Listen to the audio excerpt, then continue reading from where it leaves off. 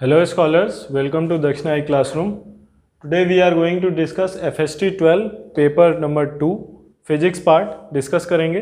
देखते हैं क्या है फिजिक्स पार्ट में। क्वेश्चन नंबर 1 देखते हैं। क्वेश्चन नंबर 1 में क्या दिया हुआ है। क्वेश्चन नंबर 1 में दिया हुआ है a coil is in the form of an equilateral triangle of side a. एक कॉइल है जो इक्विलेटरल ट्रायंगल के फॉर्म में है, यहाँ पे ऐसे साइड ए है। Current in the coil is I.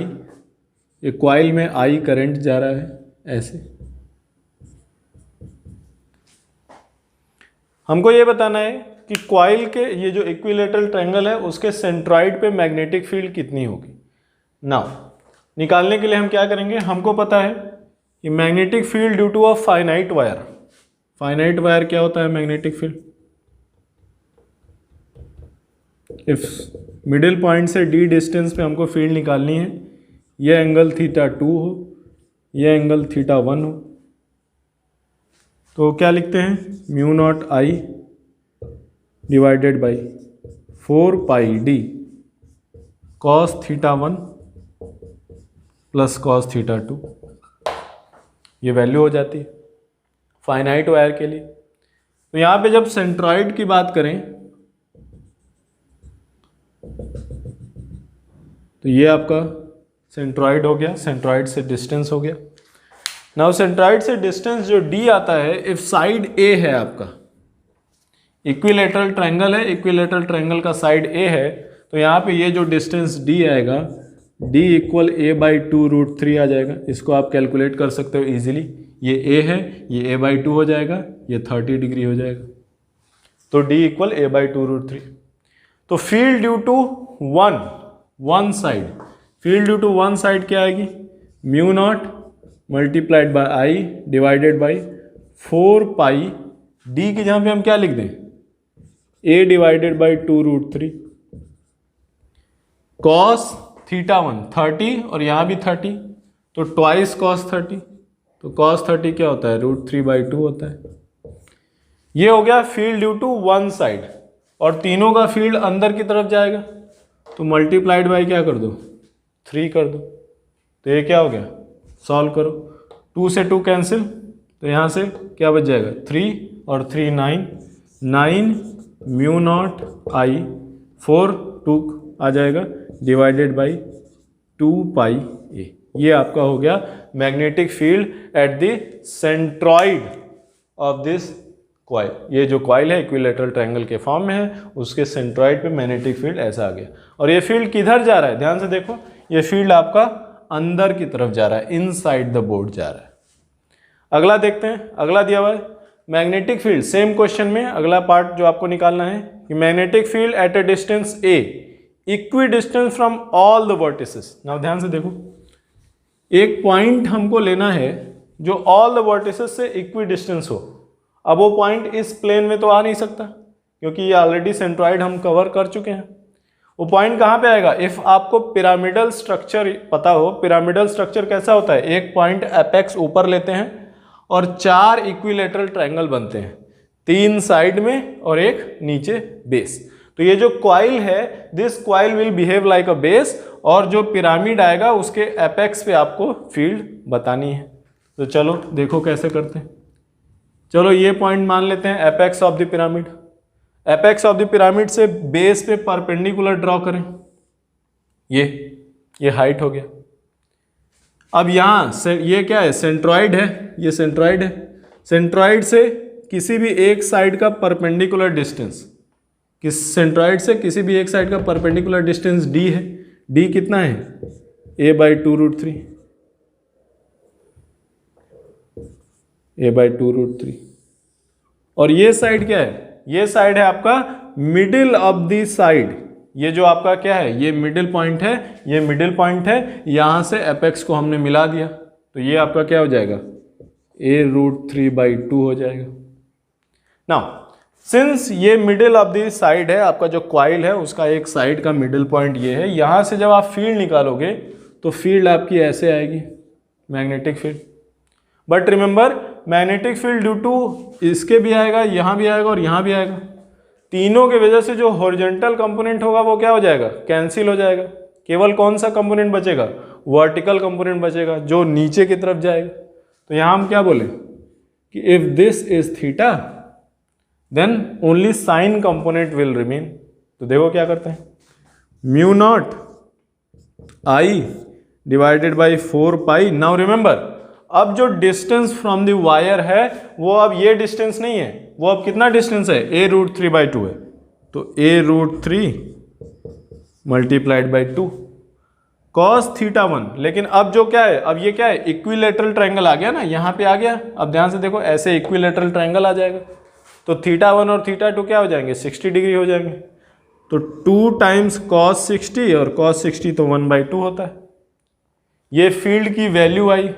इसका कौन सा कंपोनेंट चाहिए आपको, साइन थीटा कंपोनेंट चाहिए, साइन थीटा, और तीनों की वजह से सेम वैल्यू आएगी तो मल्टीप्लाइड बाई 3 हो गया। इसको हम सॉल्व करें, 2 इंटू 2 1 हो जाएगा, यहाँ पे खत्म। यहाँ पे ध्यान से देखो, साइन थीटा कितना आएगा, ये थीटा है, साइन थीटा क्या आएगा, a/2√3 डिवाइडेड बाई a√3/2। तो साइन थीटा आपका 1/3 आ जाएगा। तो ये 1/3 खत्म, कितना आ जाएगा, यहाँ पे ध्यान से देखो, mu naught I divided by 2 cancel, 2√3 pi times ए।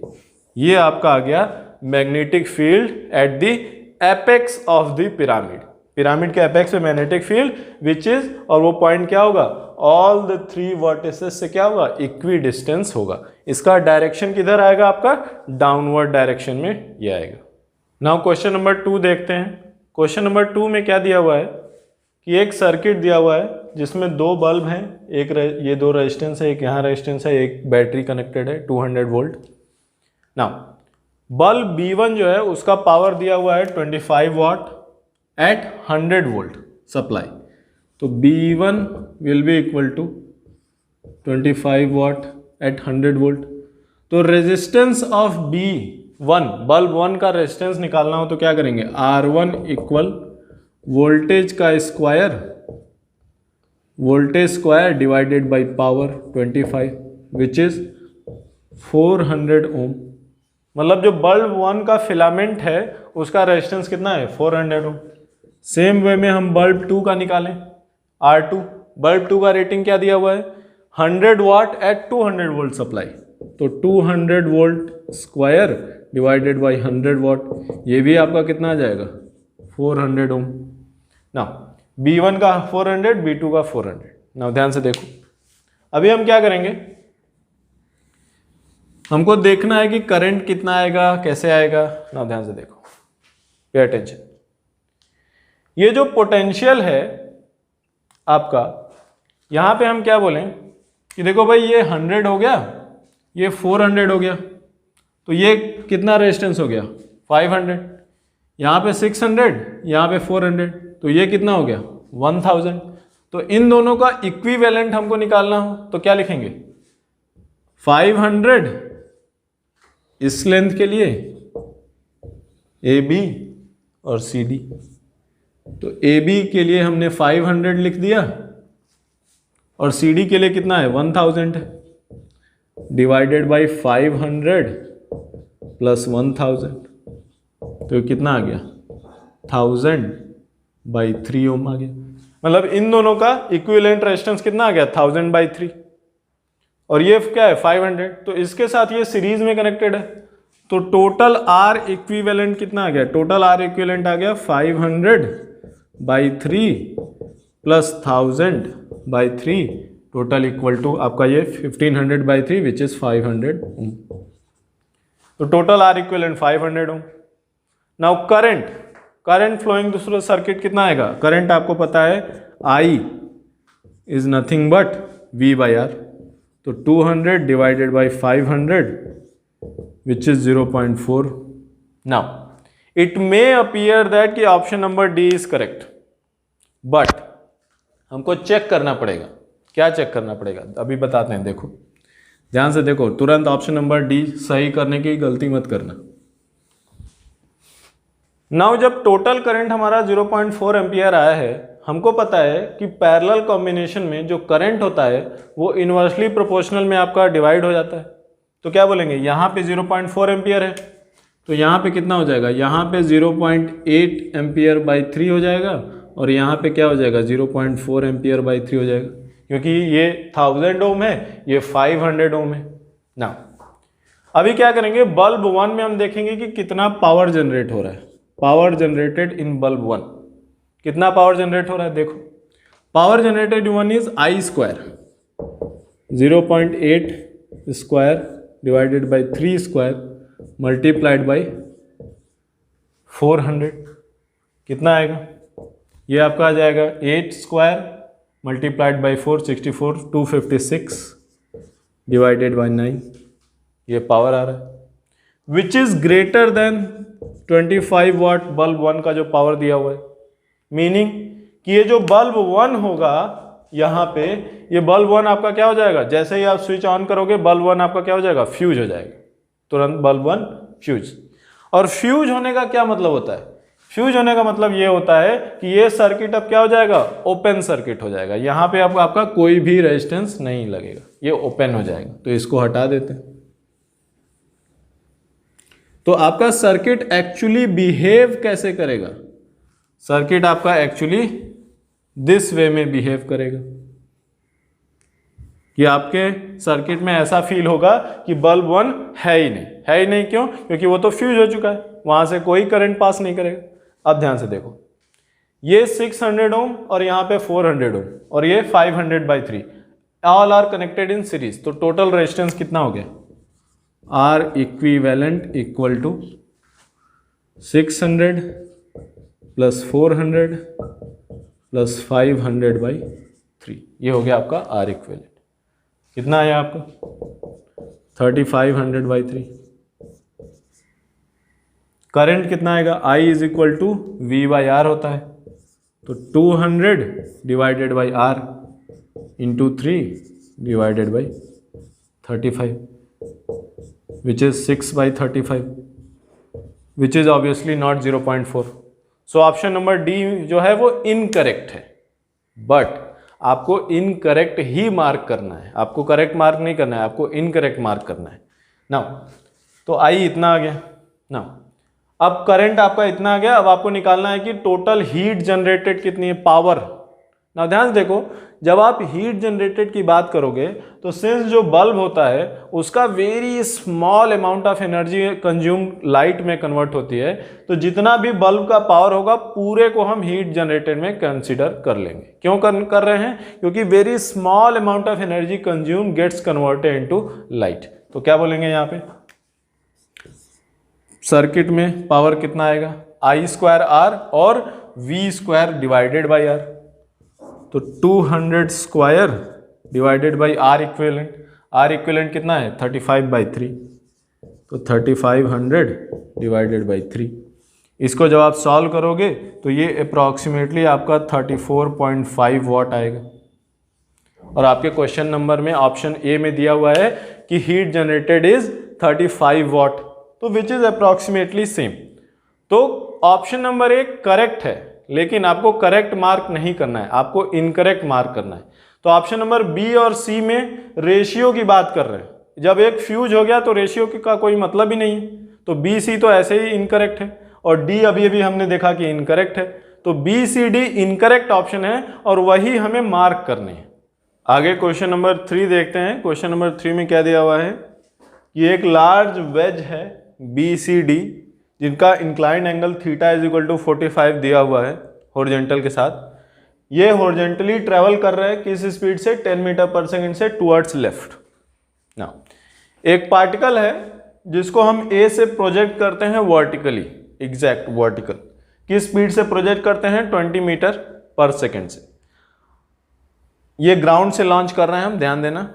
अब उन्होंने क्या दिया हुआ है कि this particle strikes the ways, ये वेज आगे जाएगी, ये पार्टिकल ऊपर जाके नीचे आएगा, और ये पार्टिकल वेज पे स्ट्राइक करता है।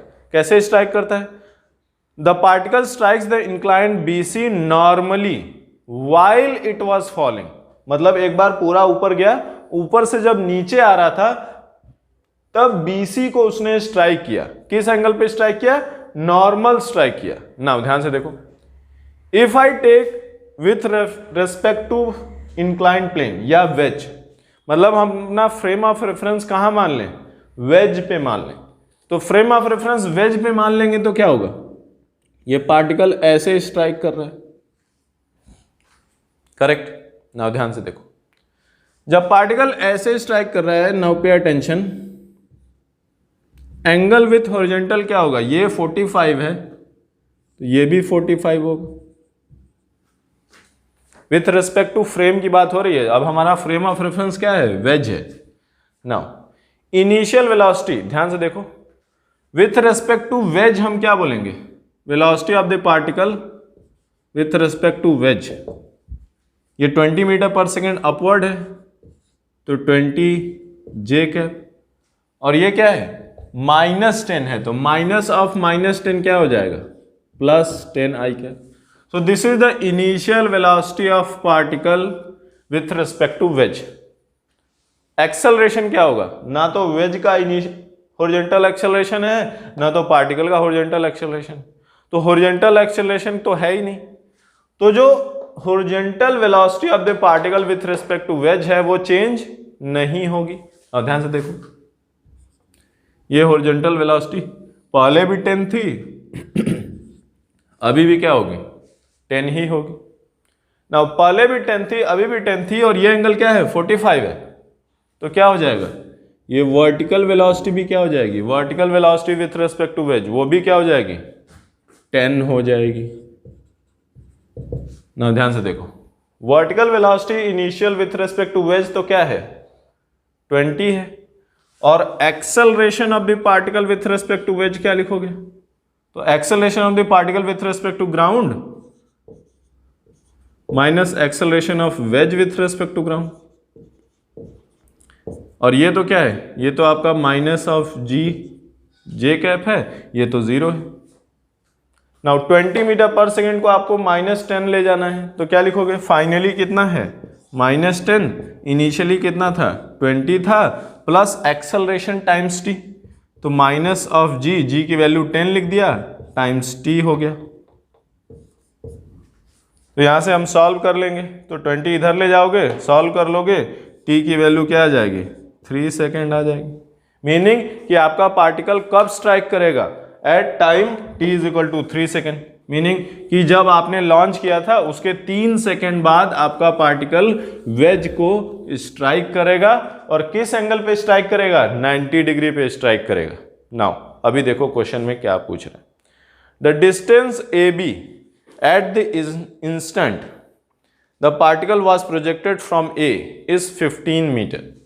अब ध्यान से देखो, अब जब हम इसको स्ट्राइक कर रहे हैं, ना ध्यान देखो, with respect to ground particle हमेशा कहां जाएगा? वर्टिकल ही जाएगा। ग्राउंड के रेस्पेक्ट में पार्टिकल कभी भी आपका हॉरिजॉन्टल नहीं जाएगा। नाउ अभी ध्यान से देखो, ऑप्शन बी क्या दिया हुआ है? Distance of the lower edge B of the wedge from point A at the instant when the particle strikes. Now जब भी पार्टिकल स्ट्राइक करेगा दिस वर्टिकल लाइन में ही स्ट्राइक करेगा। तो जब स्ट्राइक करने के टाइम क्या हमारा wedge somewhere like this, strike करने के टाइम आपका पार्टिकल यहां पे आ गया, वेज ऐसे आ गई, ये हो गया यहां पे बी डैश बोल लो, ये हो गया आपका डी डैश। ये आपका पार्टिकल यहां पे स्ट्राइक कर रहा है ऐसे at the time of striking. Now क्या बोल रहे हैं? Distance of lower edge B, ये at the from point A at the time of strike. Now ध्यान से देखो, 3 सेकेंड लगा था हमको स्ट्राइक करने में, कितना टाइम लगा था? 3 सेकेंड्स। नाउ ध्यान से देखो, 3 सेकेंड्स में ये वेज है कितना आगे आ जाएगा? 30 मीटर। 3 सेकेंड में वेज आपका 30 मीटर आगे आ जाएगा। लेकिन ये जब ये 30 मीटर आगे आया है, ध्यान से देखो, यहां से आप 30 मीटर बता रहे हो, कहां से? यहां से, ये AB, ये बताना है आपको। ना ध्यान से देखो, वर्टिकल हाइट कितनी होगी? ना ध्यान से देखो, आप इसको सिंपली हाफ नहीं कर सकते। वर्टिकल हाइट कितनी है? आपका पार्टिकल कितनी हाइट पे कोलाइड करेगा? तो हाइट निकालने के लिए सिंपली वर्टिकल इक्वेशन लिख दें। क्या लिख दें? S equal ut plus half है टी स्क्वायर, तो 20 इंटू 3 माइनस 10/2 टी स्क्वायर 9 हो गया। तो क्या हो गया? 60 minus 545 which is 15 metre. Meaning आपका पार्टिकल जब स्ट्राइक करेगा तो कितनी हाइट पे स्ट्राइक करेगा? 15 मीटर की हाइट पे स्ट्राइक करेगा। और अभी अभी हमने देखा था कि ये एंगल तो कितना है? 45 डिग्री है। तो हाइट 15 है तो ये डिस्टेंस भी कितना होना चाहिए? 15 होना चाहिए। तो ये आपका कितना हो गया? 15 मीटर हो गया। Meaning at the time of strike this point B of the wedge is 15 metre from A, not 30 metre. ठीक। Now the distance AB at the instant the particle was projected from A। अब ध्यान से देखो, ये 30 metre आगे आया है, point A तो मूव किया नहीं, तो 30 मीटर आगे आया, ये 15 हो गया, तो ये डिस्टेंस भी क्या हो जाएगा? ये डिस्टेंस भी 15 हो जाएगा। तो ऑप्शन नंबर ए जो है, distance AB at the instant the particle was projected from A, that is also 15। तो ये भी 15, ये भी 15। तो option number A is also correct, option number B is also correct. Option number C is wrong, क्योंकि option number C और B में केवल एक फर्क है कि बी में 15 मीटर दिया हुआ है, सी में 30 मीटर दिया हुआ है। ऑप्शन डी क्या है? The path of the particle in the reference frame attach to the wedge is parabolic. देखते हैं क्या है। रेफरेंस फ्रेम वेज में क्या हो रहा है? इनिशियल वेलोसिटी आपकी कितनी है with respect to wedge? Initial velocity 20 J cap plus 10 I cap है, और एक्सेलरेशन कितना है? एक्सेलरेशन आपका -10 जे कैप है। तो भाई इनिशियल वेलोसिटी है, एक्सेलरेशन कांस्टेंट है, विच इज अ पैराबोलिक। तो आपका जो बॉल है वो पैराबोला के फॉर्म में जाएगी, किसके रेफरेंस में? वेज के रेफरेंस में। लेकिन जब ग्राउंड के रेस्पेक्ट में देखोगे तो क्या होगा कि बॉल डायरेक्टली अपवर्ड जा रही है, फिर डायरेक्टली डाउनवर्ड जा रही है, which is a straight line. तो with respect to ground it will go straight line, with respect to wedge it will go parabolic. So option number A, B and D are correct, C is wrong. Question number 4 करते हैं। Question number 4 में क्या दिया हुआ है कि एक particle है जिसका मास m है, स्पीड v0 है, और वो इस इलिप्टिकल ऑर्बिट में जा रहा है, और this speed v0 is constant. Speed is very नहीं कर रही है, स्पीड कांस्टेंट रहती है। अभी देखो क्या करेंगे, हमको सबसे पहले निकालना है कि सेंट्रीपिटल एक्सेलरेशन एट 0, b। तो सेंट्रीपिटल एक्सेलरेशन क्या होगा? Speed square divided by radius of curvature. आपको पता है कि इलिप्स में radius of curvature at this point क्या लिखेंगे? a square by b। तो v0 square divided by a square by b करना है, तो ऊपर मल्टीप्लाइड बाई b हो गया। ये हो गया acceleration, centripetal acceleration at 0, b। Centripetal acceleration at 0, a क्या होगा? Speed square divided by b square by a, तो b स्क्वायर बाई a, ये हो गया centripetal acceleration at this point. अब टेंजेंशियल एक्सेलरेशन की बात करें, तो टेंजेंशियल एक्सेलरेशन इफ होगा तो आपकी ये स्पीड क्या हो जाएगी? चेंज हो जाएगी। लेकिन इन्होंने क्वेश्चन में दिया हुआ है कि speed remains constant, constant speed है, तो टेंजेंशियल एक्सेलरेशन क्या होगा? 0 होगा। तो आपका ऑप्शन बी भी सही है। तो ऑप्शन ए, बी, सी सही हो गए, ऑप्शन डी क्या हो गया? गलत हो गया। क्वेश्चन नंबर 5 देखते हैं। क्वेश्चन नंबर 5 में क्या दिया हुआ है? ये एक हाइपोथेटिकल 1 इलेक्ट्रॉन एटम है, उसमें केवल 1 इलेक्ट्रॉन है, वो हाइपोथेटिकल एटम है। अब उसमें क्या दिया हुआ है कि 5th ऑर्बिट से 1st ऑर्बिट में जंप करने पे 80 नैनोमीटर की वेवलेंथ लाइट एमिट होती है। 4th से 1st में जंप करने पे 100 नैनोमीटर, 3rd से 1st में जंप करने पे 124, 2nd से 1st में जंप करने पे इतना। ना अभी क्या है हमको कि हमको ये देखना है कि energy of the atom in the ground state, ये फर्स्ट वाला ना, ध्यान से देखो, ये दिया हुआ है कि it takes 17.5 electron volt to ionise this atom. Ionise करने के लिए क्या होता है? आयोनाइज करने के लिए हम क्या कंसीडर करते हैं? ग्राउंड स्टेट से आप फ्री कर दो, तो पूरी की पूरी एनर्जी सप्लाई कर दो, 0 एनर्जी हो जाए, तो हम क्या बोलेंगे कि आयोनाइजेशन एनर्जी क्या हो जाएगी? Energy in the ground state which is equal to minus of 17.5 electron volt. तो ग्राउंड स्टेट में इलेक्ट्रॉन ये जो एटम है उसकी एनर्जी कितनी हो जाएगी, -17.5 electron volt, which is option number A correct. Option number B क्या है, energy of the atom in n equal to second orbit is -11.3। देखते हैं कैसे करेंगे। नाउ आपको पता है कि जब भी हम जंप करते हैं तो किसी भी हायर ऑर्बिट का energy E2 can be written as ground state energy plus higher orbit से ग्राउंड स्टेट पे जंप करने में कितना एनर्जी रिलीज हुआ है, तो प्लस hc बाई लेमडा। तो E1 ऑलरेडी हमको -17.5 पता है, hc की वैल्यू 1240 इलेक्ट्रॉन वोल्ट नैनोमीटर दे रखी है, और लेमडा सेकेंड से फर्स्ट जाने में हमें कितना पता है, 200 नैनोमीटर। ये सॉल्व करोगे कितना आएगा, -17.5 प्लस ये आपका आ जाएगा 6.2, तो ये हो गया -11.3 इलेक्ट्रॉन वोल्ट। तो E2 equal to energy in the second orbit is -11.3 electron volt, that is correct.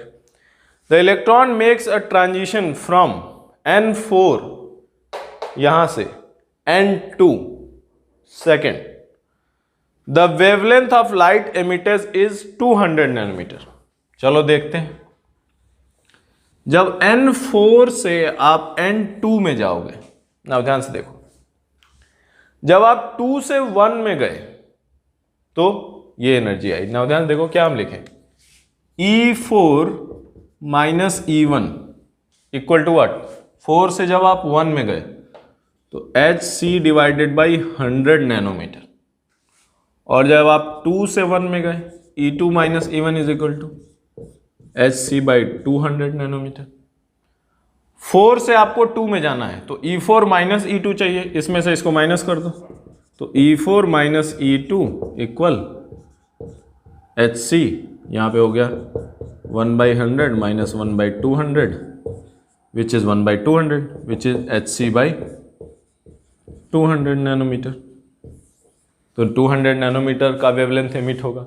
जब आप फोर्थ ऑर्बिट से किधर जाओगे, सेकेंड ऑर्बिट में, तो कितना नैनोमीटर एनर्जी एमिट होगा, 200 नैनोमीटर वेवलेंथ का लाइट एमिट होगा। डी ऑप्शन क्या है, if the electron makes a transition from N5 to N2, fifth से 2 पे, फिर से देखते हैं वही क्या करेंगे, E5 minus E2 equal hc 1/λ5 minus 1/λ2,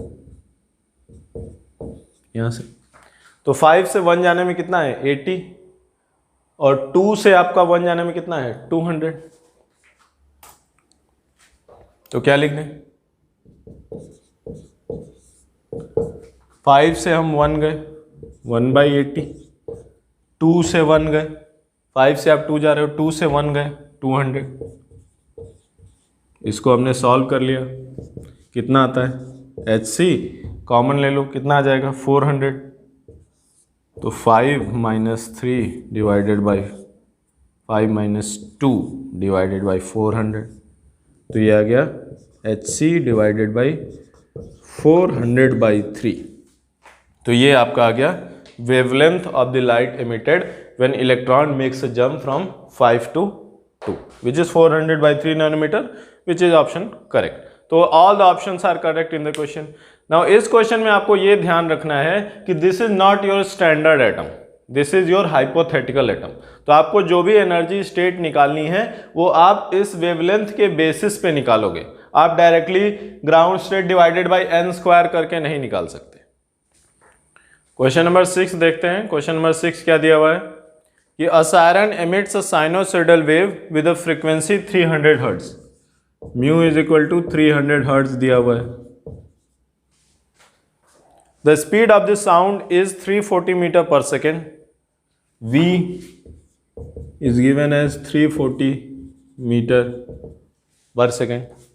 Then option number A, wavelength of the waves if the siren is at rest in the air is 1.13। जो लैम्डा होता है v इज इक्वल टू क्या होता है म्यू लैम्डा, तो lambda is equal to v by mu, 340 divided by mu 300, तो 34/30, 3.4 divided by 3 which is 1.13 metre, which is correct. उसके बाद दिया wavelength of wave in front of the source if the siren is moving at 40 metre per second. तो lambda apparent निकालना है हमको। Lambda apparent क्या होता है आपका? Velocity of the speed of the sound plus minus speed of the source divided by speed of the sound multiplied by lambda. और lambda अभी हमने लिखा है क्या? v by mu. तो इसको v बाई म्यू लिख दें, v से v कैंसिल हो जाएगा, तो लैम्डा अपेरेंट हो जाएगा v plus minus V S divided by mu. Now जब आप सोर्स, जो सोर्स है आपका, जब आप सोर्स को ले जाते हो किसकी तरफ? ऑब्जर्वर की तरफ, तो आपका लैम्डा क्या हो जाता है? कम हो जाता है, तो यहाँ पे माइनस लोगे। और जब सोर्स आपका ऑब्जर्वर से दूर जाता है तो आपका लैम्डा बढ़ जाता है, तो यहाँ पे प्लस लोगे। तो ऑप्शन बी में क्या दिया है? Wavelength of the wave in front of the source, source के सामने, तो वेवलेंथ क्या होगा? कम होगा। If the siren is moving at 40 metre per second, तो क्या लिख दें यहाँ पे? स्पीड आपकी 340 है, minus 40 divided by mu. Mu की वैल्यू कितनी दी हुई है? 300। तो 340 माइनस 40 इज 300, तो ये हो गया 1 मीटर। तो option number B, lambda apparent is 1 metre, that is correct. Option number C क्या दिया हुआ है? Wavelength of the wave behind the source. Same चीज हम करेंगे, lambda apparent behind the source, तो बढ़ जाएगा, कितना हो जाएगा? 340 प्लस 40 डिवाइडेड बाई 300 ठीक है, मल्टीप्लाइड बाय नहीं करना है। तो लेकिन इसमें दिया हुआ है कि siren is moving at the speed of 20 metre per second. ये 40 मीटर पर सेकेंड नहीं है, 20 मीटर पर सेकेंड। तो ये कितना हो गया? ये आपका हो गया 360 डिवाइडेड बाई 300, तो ये आपका कितना हो जाएगा? 1.2 मीटर हो जाएगा। तो option number C is also correct. Question number 7 देखते हैं। क्वेश्चन नंबर 7 में क्या दिया हुआ है कि फिगर शोज अ वीटी डायग्राम। एक गैस है जिसके लिए एक साइक्लिक प्रोसेस जा रहे हैं, ए से बी, बी से सी, सी से ए, और ये वीटी डायग्राम है आपका। Pressure at point A point पे जो प्रेशर दिया वो पी नॉट दिया हुआ है। Then make the correct statement, mark the correct statements. Correct option choose करना है। पहला ऑप्शन है molar specific heat capacity of the gas in the process A to B. A से बी क्या दिया हुआ है? ए से बी प्रोसेस के लिए TV square equal to constant. TV square constant का क्या मतलब? टी के जहां पे आप क्या लिख सकते हो? टी के जहां पे आप लिख सकते हो PV divided by N R multiplied by V square is constant.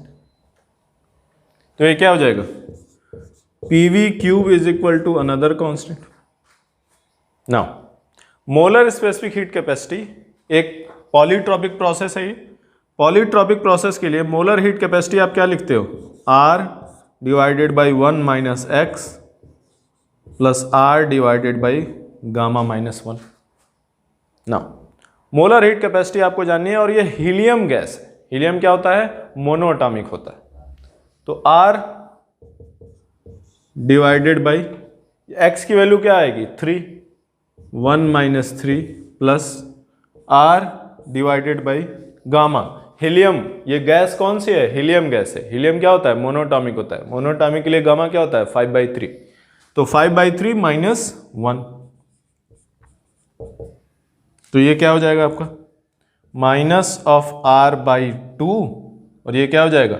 3 ऊपर चला जाएगा, 2 प्लस 3R/2, तो ये क्या हो जाएगा? R। तो molar heat capacity for the process A to B will be R, which is option number A correct है। ऑप्शन नंबर बी क्या है? Work done by the gas in the process C2A। C2A process देखते हैं क्या दिया हुआ है। Process C2A, C से A जा रहे हैं। प्रोसेस C2A के लिए दिया हुआ है कि TV इक्वल कॉन्स्टेंट। फिर से हम क्या करेंगे? T is equal to PV by N R multiplied by V is equal to constant. PV square is constant, another constant. तो ये भी एक पॉलीट्रॉपिक प्रोसेस है। पॉलीट्रॉपिक प्रोसेस में वर्क डन आपको निकालना है, work done in a polytropic process क्या होता है आपको पता है?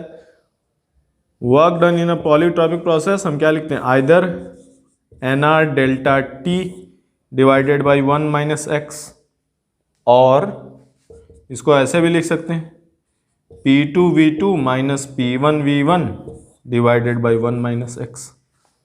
ये पॉलीट्रॉपिक प्रोसेस का वर्क डन हो गया। नाउ ध्यान से देखो, P2V2 क्या है? हम कहाँ से जा रहे हैं? हम C से A जा रहे हैं, तो C को हम 0.1 मानेंगे, A को आप क्या मानोगे? 0.2 मानोगे। नाउ ध्यान से देखो, A पे आपका क्या था?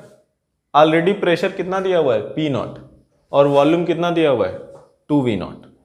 तो ये आपका इक्वेशन है C2A के लिए। तो A पे लगाओ, कितना आएगा? A पे हम लिखें प्रेशर कितना लिखें? P0, वॉल्यूम 2V0 का square must be equal to C पे वॉल्यूम कितना है? C पे वॉल्यूम है V0 स्क्वायर, और PC प्रेशर हो गया PC। तो ध्यान से देखो, P0 ये volume V0, 4V0 square cancel हो जाएगा, PC equal 4P0, meaning pressure at point C is 4P0। तो second P2V2 A minus P1V1 C पे, तो देखो क्या आता है? P2 PA कितना है? P0, वॉल्यूम कितना है? 2V0 माइनस P1 PC कितना है? 4P0 मल्टीप्लाइड बाई वॉल्यूम कितना है? V0 divided by 1 minus x की वैल्यू कितनी है? 2। तो ये कितना आ गया? 2P0 V0 minus 4P0 V0 divided by 1 minus 2 minus 1। तो ये आपका आ जाएगा 2P0 V0 is the work done in process C2A। Option number B भी सही है। ऑप्शन सी देखते हैं क्या दिया हुआ है। ऑप्शन सी दिया हुआ है net heat given to the system during the process A B, A से बी के लिए। नाउ नेट हीट सप्लाइड क्या होती है? Q इक्वल टू आप क्या लिखते हो? Number of moles multiplied by molar heat capacity multiplied by change in temperature. और ए से बी के लिए मोलर हीट कैपेसिटी R आप ऑलरेडी ऑप्शन ए में निकाल चुके हो, तो NR delta T. Now NR delta T को आप ऐसे भी लिख सकते हो PB VB minus PA VA, ऐसा। नाउ ध्यान से देखो, A से B जाने में आपका इक्वेशन क्या आ रहा था? PV power cube is equal to constant. जब वॉल्यूम आपका हाफ हो जा रहा है तो प्रेशर कितना हो जाएगा? 8 टाइम्स हो जाएगा, क्योंकि यहां पे पावर क्यूब है। तो आप जब PA आपको P0 पता है तो PB की वैल्यू आप क्या बता सकते हो? 8P0। तो 8P0 मल्टीप्लाइड बाई VB कितना है? V0 माइनस PA की वैल्यू P0 दे रखी है, VA की वैल्यू 2V0। तो ये आपने सॉल्व कर लिया, कितना आ गया? 6P0 V0। तो आपका ये आंसर आ गया कि आपका जब A से आप B पे जा रहे हो तो net heat given to the system is 6P0 V0। Now bulk modulus पूछ रहे हैं, bulk modulus of the gas during the process C2A, option number D. तो ऑप्शन नंबर डी देखते हैं। नाउ C से A जा रहे हैं, again PV square is equal to constant moving from C to A। Now if you are moving from C to A, PV square is equal to constant, तो यहां से आप क्या लिख सकते हो? dP by dV is equal to minus of twice C V power minus 3। और bulk modulus क्या होता है? V का मल्टीप्लाई करते हैं, तो V dP by dV equal minus of 2C by V square. And V square की जगह पे आप क्या लिख सकते हो? C बाई P लिख सकते हो। V स्क्वायर की जगह पे क्या लिख दो? C बाई P लिख दो। C से C cancel, minus of 2P, minus minus cancel हो जाएगा, 2P। तो बल्क मॉड्यूलस यहाँ पे P आ रहा है, ट्वाइस ऑफ P। बट ये जो प्रोसेस है C2A प्रोसेस है, इसमें आपका प्रेशर कांस्टेंट नहीं है। बल्क मॉडुलस आपका प्रेशर के टर्म्स में आ रहा है और प्रोसेस में प्रेशर कांस्टेंट नहीं है, तो बल्क मॉडुलस आपका कांस्टेंट नहीं होगा। तो जो डी ऑप्शन है कि bulk modulus of the gas during the process CA is twice P0, that is not correct. Now let us see question number 8। Question number 8 में क्या दिया हुआ है? A uniform disc rotating about its vertical axis is placed on a horizontal floor. एक disc है, uniform है, जो vertical axis ऐसे रोटेट कर रही है और उसको हमने फ्लोर पे रख दिया। अभी क्या है, floor is divided into two halves, left half, right half. Coefficient of friction are 0.78, left right half में कोफिशिएंट ऑफ फ्रिक्शन μ1 है जो कि 0.78 है, लेफ्ट हाफ में कोफिशिएंट ऑफ फ्रिक्शन क्या है 0.67। मतलब डिस्क के बीच से आपका इधर फ्रिक्शन 0.68 है और उस साइड में फ्रिक्शन 0.78 है। Now consider the line dividing two halves as y axis. ये आपका y एक्सिस है। Point where centre of the disc lies as origin. ये सेंटर ऑफ द डिस्क क्या हो गया? ओरिजिन हो गया। Of coordinate system, acceleration of the disc immediately after it is placed on the floor is now ध्यान से देखो क्या होगा कि जब डिस्क को रोटेट करके आप इस पे रखोगे, सिंस यहां पे फ्रिक्शन क्या है, दोनों साइड में डिफरेंट है, नेट फोर्स आ जाएगा। कैसे आएगा? now ध्यान से देखो, इधर आपका ऐसे रोटेट कर रहा है तो इधर आपका नेट फोर्स किधर आएगा? इस साइड का नेट फोर्स नीचे की तरफ आएगा और उसी तरह से इस साइड का नेट फोर्स ऊपर की तरफ आएगा। कितना आएगा? If I consider mass of the disc to be m, तो net force to the right half, जो राइट हाफ है उस पर नेट फोर्स आपका, it can be calculated that net force will be m mu g divided by pi. This can be calculated. Now net force on the right half is m mu g और mu की value क्या है 1।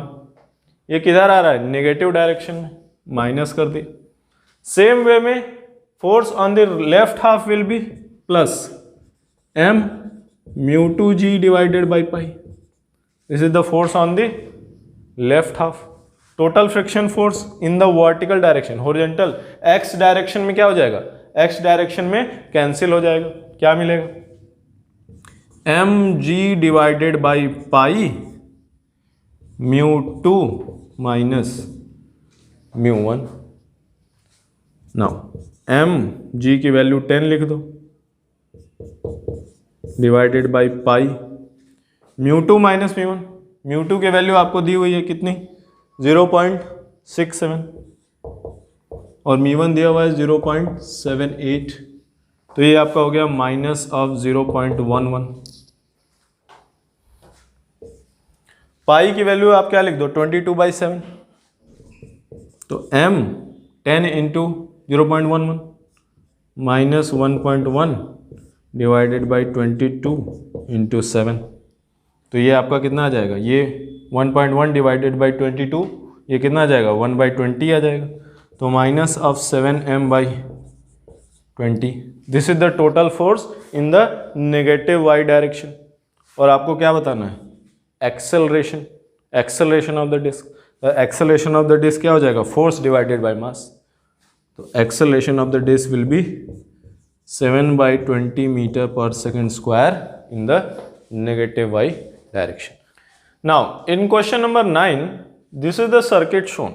ये circuit आपका दिया हुआ है। इसमें क्या है?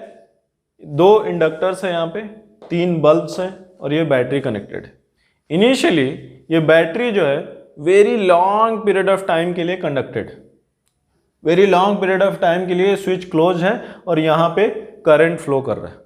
तो आपको पता है after a very long period of time जो इंडक्टर्स होते हैं उनका रेजिस्टेंस क्या हो जाता है? 0 हो जाता है। वो एक वायर की तरह काम करने लगते हैं। नो EMF, नो आपका अपोजिशन। तो क्या होगा? After very long period of time वो क्या बोल रहे हैं कि after very long period of time this switch is open. ये स्विच को पहले से क्या था? क्लोज था। तो after very long period of time switch को हम क्या कर रहे हैं? ओपन कर रहे हैं। तो ओपन करने के बाद क्या होगा वही हमको ऑप्शन में बताना है ना। पहले ध्यान से देखो कि after very long period of time ये जो इंडक्टर्स हैं ये आपका क्या हो जाएगा, नो रेजिस्टेंस, इनका रेजिस्टेंस क्या हो जाता है, 0 हो जाता है। और ये तीनों बल्ब्स क्या हैं, आइडेंटिकल हैं, तीनों का रेजिस्टेंस क्या होगा, सेम होगा। तो लेट अस अज्यूम कि current flowing through the battery is I naught,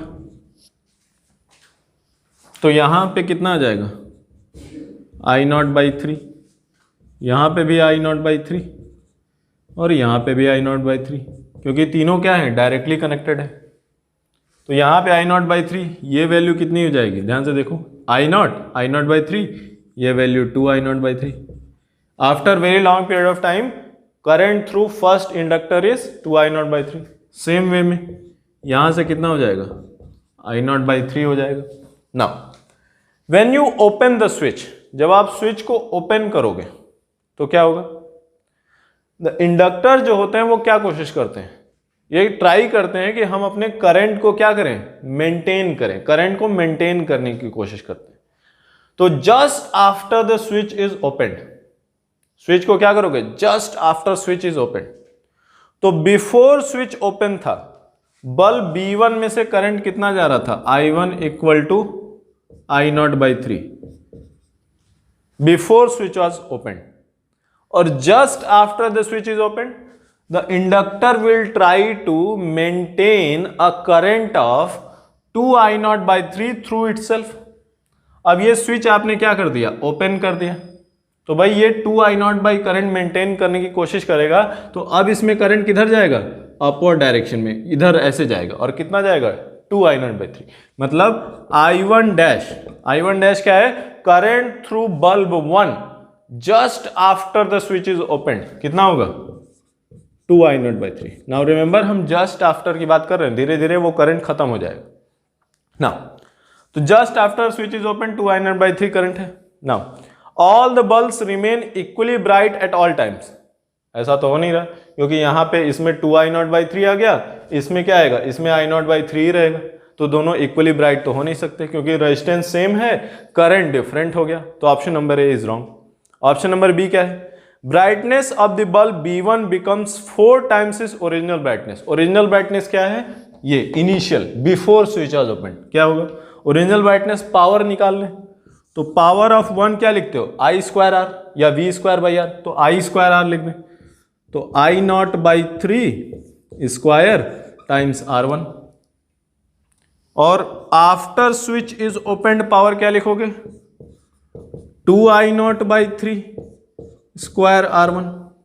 तो आपको क्लियरली दिख रहा है कि ये जो पावर है ये क्या हो जा रही है, डबल हो जा रही है। तो just after the switch is open brightness of the first bulb B1 becomes 4 times its original brightness. मतलब स्विच को ओपन करने से जस्ट पहले जो ब्राइटनेस थी और जस्ट बाद में ब्राइटनेस है, तो जस्ट आफ्टर जो ब्राइटनेस है वो 4 टाइम्स जस्ट बिफोर ब्राइटनेस होगी।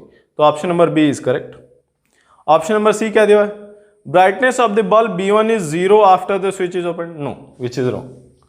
Option number D, bulb B2 and B3 always remain equally bright. Now ध्यान से देखो, यहां पे I नॉट बाई 3 पहले था, यहां पे भी I नॉट बाई 3 पहले था, बिफोर स्विच वाज ओपन दोनों का ब्राइटनेस क्या था, सेम था। Now if both brightness same थी, आफ्टर स्विच इज ओपन क्या होगा, नाउ ध्यान से देखो, after switch is open B3 में तो पावर क्या होगी, this inductor will try to maintain a current of I naught by 3, तो B3 के लिए बिफोर एंड जस्ट आफ्टर कोई फर्क नहीं है, वो I नॉट बाई 3 है। B2 के लिए क्या देखते हैं, नाउ ध्यान से देखो, ये current 2 I naught by 3, junction law लगा दो, जंक्शन लॉ, यहां पे I नॉट बाई 3, यहां पे I नॉट बाई 3, सही है। तो after switch is open B2 के लिए भी कोई फर्क नहीं है, तो B2 और B3 के लिए before and just after current में कोई डिफरेंस नहीं है, दोनों सेम करंट है। तो ऑप्शन नंबर डी क्या है, bulb B2 and B4 always remain equally bright, that option is also correct.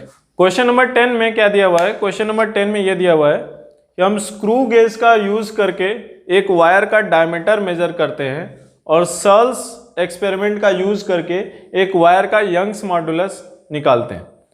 अब इसके लिए आपको यह दिया हुआ है ऑप्शन नंबर ए में, the least count in the measurement of the diameter of the wire. Is, now ध्यान से देखो, डायमीटर ऑफ द वायर आप मेजर कर रहे हो यूजिंग स्क्रू गेज, तो जो भी स्क्रू गेज का लीस्ट काउंट होगा वही आपका डायमीटर ऑफ द वायर का भी लीस्ट काउंट होगा। नाउ ध्यान से देखो, स्क्रू गेज के लिए आपको दिया हुआ है कि circular reading is 25 and pitch of the screw gauge. Now least count of the screw gauge आप कैसे मेजर करते हो? Pitch of the screw gauge कितना दिया हुआ है? Pitch is 1 millimetre and the total number of divisions on this circular scale, screw gauge का जो सर्कुलर स्केल होता है उस पर टोटल डिवीजन कितने हैं? 100। तो जो लीस्ट काउंट होगा वो क्या बोलोगे? लीस्ट काउंट हो जाएगा पिच डिवाइडेड बाय डिविजन्स। तो पिच कितना है? 1 मिलीमीटर, डिविजन्स कितने हैं? 100, तो हो गया 0.01 millimeter is the least count of screw gauge, and since 0.01 millimeter is the least count of screw gauge, same will be least count of diameter। तो option number A is correct. Option number B में क्या दिया हुआ है? Option number B में दिया हुआ है कि diameter of the wire is 1.25 plus minus, diameter of the wire is 1.25 plus minus 0.01 centimetre. ध्यान दो, क्या दिया हुआ है? सेंटीमीटर, लेकिन आप मेजर किस में कर रहे हो? स्क्रू गेज मिलीमीटर में मेजर कर रहा है। और रीडिंग क्या है?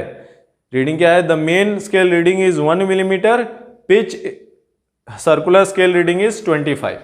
तो एक्चुअली आपका कितना हो जाएगा? 1.25 plus minus 0.01 millimetre, not centimetre. So यहां पे यूनिट गलत है, डाटा सही है बट यूनिट गलत है। तो option number B is wrong. Option number C क्या है? Percentage error in calculation of Young's modulus is 2.4%। चलो देखते हैं भाई यंग्स मॉडुलस कैसे निकालेंगे। Now Young's modulus y is equal to f times L divided by, यहाँ पे sorry, area times change in length को हम स्मॉल l दिया हुआ है आपके क्वेश्चन, और percentage error in calculating Young's modulus निकालना है। तो आपको पता है delta y by Y relative error, relative error निकालते हैं कैसे? यहाँ पे क्या हो जाएगा? फोर्स मेजर करने में कोई एरर नहीं है, वो 50 न्यूटन दिया हुआ है उन्होंने, तो यहाँ पे क्या आ जाएगा? नाउ एरिया को आप क्या लिख सकते हो? एरिया आपको आप पाई डी स्क्वायर डिवाइडेड बाई 4 लिख सकते हो। तो 4FL divided by pi D square small l। Now since force को मेजर करने में कोई भी एरर उन्होंने नहीं लिखा है, तो हम क्या करेंगे? इसमें हम फोर्स को कंसिडर नहीं करेंगे। तो क्या बोलेंगे? Delta y by Y will be equal to delta capital L divided by L plus 2 times delta small d divided by d plus delta small l divided by l। अब ये क्या है? लेंथ, और लेंथ को major करने के लिए उन्होंने दिया हुआ है कि the least count for measuring the length of the wire is 0.01 centimetre. उसी तरह से यहाँ पे d डायमीटर के लिए लीस्ट काउंट और डायमीटर का मेजरमेंट दिया हुआ है। सेम वे में delta L by L, delta L भी आपको least count elongation of the wire ये भी दिया हुआ है। तो सब कुछ यहाँ पे आपको दिया हुआ है। इसको जब आप पुट करोगे तो वैल्यू आपकी आ जाएगी अप्रोक्सीमेटली 2.42। यहाँ पे परसेंटेज है तो मल्टीप्लाइड बाई 100, ये वैल्यू आपकी आ जाएगी अप्रोक्सीमेटली 2.42%। ऑप्शन नंबर सी जो है percentage error in the calculation of Young's modulus is 2.42%, that is correct. तो option number A and C are correct. Now we are going to do paragraph type questions. Paragraph type questions में question number 11 first paragraph जो दिया हुआ है, question number 11 and 12 दो question है।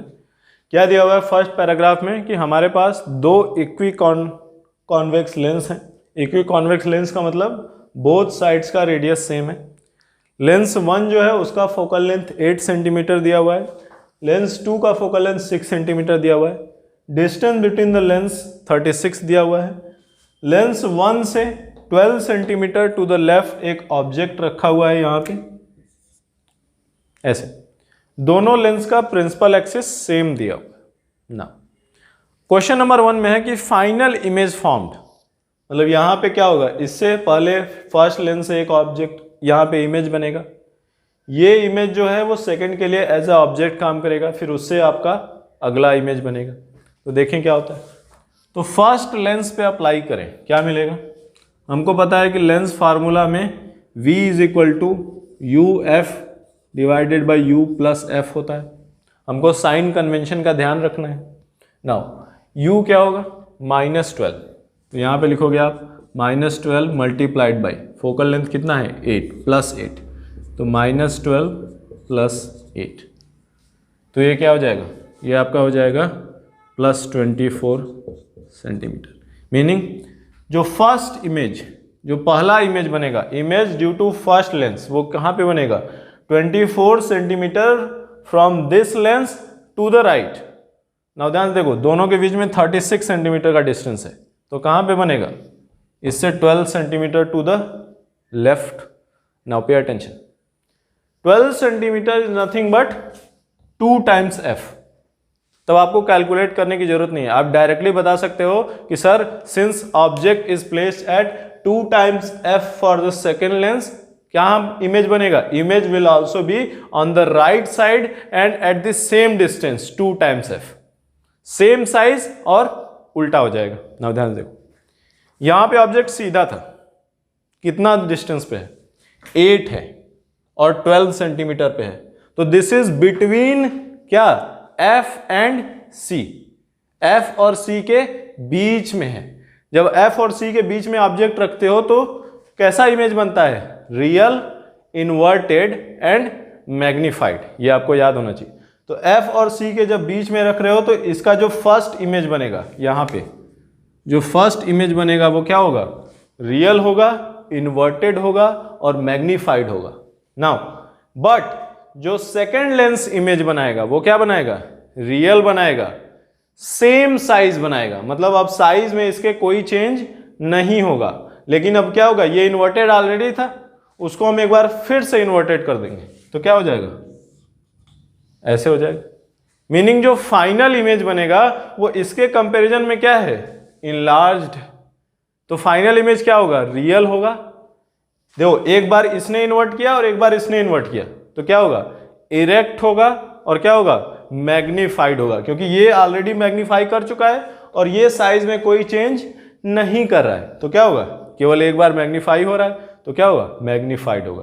तो final image will be real, erect, erect क्यों हो रहा है, एक बार यहां इन्वर्ट किया, एक बार फिर से इन्वर्ट कर दिया, तो real, erect and magnified, which is option number A. Same paragraph में क्वेश्चन नंबर 12 देखते हैं क्या दिया हुआ है। क्वेश्चन नंबर 12 में दिया हुआ है कि if the side of the second equiconvex lens which is not facing the first lens, देखो ये फर्स्ट लेंस को ये साइड फेस कर रहा है, second this side is not facing, is silvered and refractive index of the second material of the second lens is 1.5। उन्होंने क्या किया, ये साइड को ऐसे सिल्वर कर दिया और जो मटेरियल है लेंस का उसका म्यू आपको 1.5 दिया हुआ है। Now the image formed after the reflection from the second lens, आपको फाइनल इमेज निकालनी है, कहां बनेगी। नाउ ध्यान से देखो, सबसे पहले तो हम क्या कर लें कि सेकेंड साइड ये जो लेंस है इसका रेडियस निकाल लेते हैं। क्या आएगा, आपको पता है लेंस मेकर्स फॉर्मूला से 1/f2 will be equal to mu -1, क्या हो जाएगा 1/r minus of 1/-r 2/r, तो क्या हो जाएगा 1/f, f की वैल्यू कितनी है 6 इक्वल म्यू की वैल्यू कितनी है 1.5, तो 1.5 - 1 is 1/2, 1/r minus of -1/r 2/r, ये हो गया। तो यहां से आपका आ गया r इक्वल 6 सेंटीमीटर। मीनिंग ये जो इक्विकॉन्वेक्स लेंस है उसका ये जो रेडियस है, रेडियस ऑफ कर्वेचर है, वो कितना है 6 सेंटीमीटर। ना ये क्यों निकाल रहे हैं हम? ये इसलिए निकाल रहे हैं ताकि हमें ये लेंस का इक्विवेलेंट फोकल लेंथ पता चल सके ना। आपने ऑलरेडी पढ़ा हुआ है कि सिल्वरिंग ऑफ द लेंस में क्या होता है। सिल्वरिंग ऑफ द लेंस में हम क्या निकालते हैं कि ये जो लेंस है आप एक पार्ट सिल्वर कर देते हो, so this starts behaving like a which mirror, concave mirror. तो कॉनकेव मिरर, तो आपको पता है कि जब भी सिल्वरिंग होती है तो हम क्या करते हैं, पावर्स ऐड कर देते हैं। तो क्या लिखेंगे, -1 या ऐसे लिखो पावर ऑफ द इक्विवेलेंट या equivalent power equal to. Now ध्यान से देखो, जो लेंस है उससे 2 बार आपकी रेज जाएंगी, एक बार इंटर करते समय और एक बार बाहर निकलते समय। तो क्या लिखोगे, तो power 2 plus power of the mirror. और ये इक्विवेलेंट क्या होगा, will behave as a mirror.